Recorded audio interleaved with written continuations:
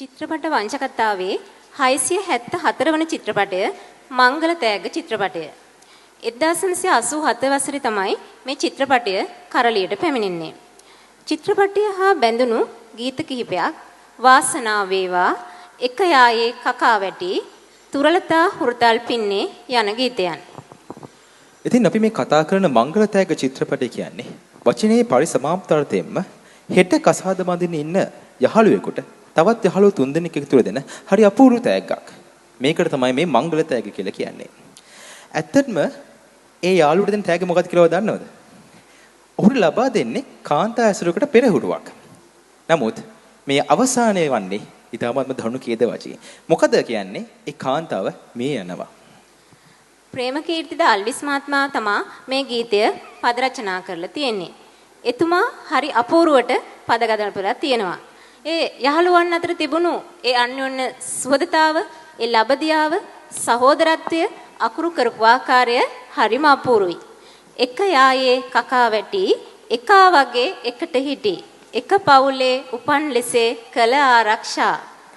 ඒ වගේම තමන්ගේ සංගයට හෙටින් පස්සේ තිබුණු නිදහස ක්‍රමෙන් අහිමි වෙලා යන ආකාරය, ඒ වගේම විවාහය නැමැති බන්ධනයට හසු වෙලා ඔහු සිරගත වන ආකාරය මේ ගීතෙන් හරි අපූර්වට පැහැදිලි කරනවා.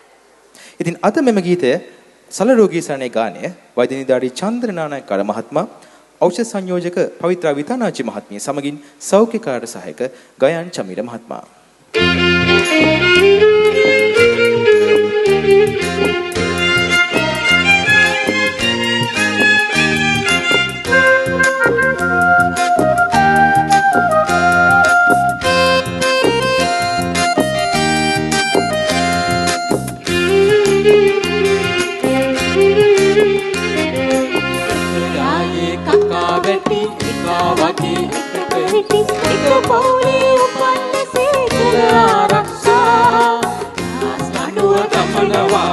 කරත්තයක බඳිනවාලු අපට හිටිය අපට කැකුළු නාමර වසා.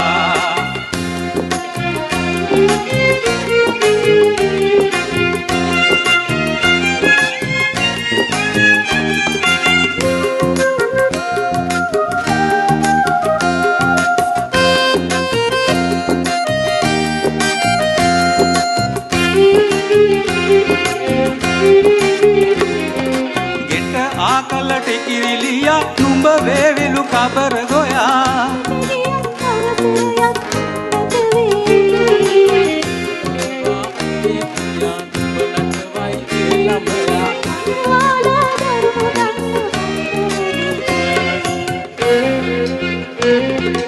එක යායේ කකා වැටි, එකා වගේ එකට හිටි, එක පවුලේ උපන් ලෙසේ කළ ආරක්ෂා. කඩුව දමනවාලු, කරත්තයක බඳිනවාලු අපට හිටිය අපට කැකුළු නාගර වසා.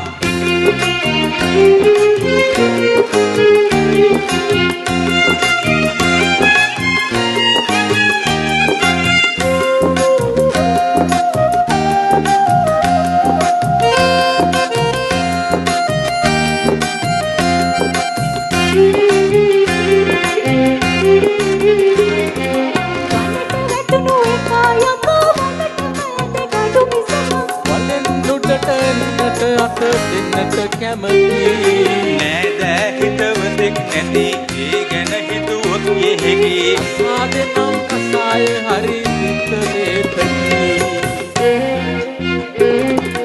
එක යායේ කකා වැටි, එකා වගේ එකට හිටි, එක පවුලේ උපන් ලෙසේ කළ ආරක්ෂා. නාස් කඩුව දමනවාලු, කරත්තයක බඳිනවාලු අපට හිටිය ළමට කැකුළු නාමර වසා.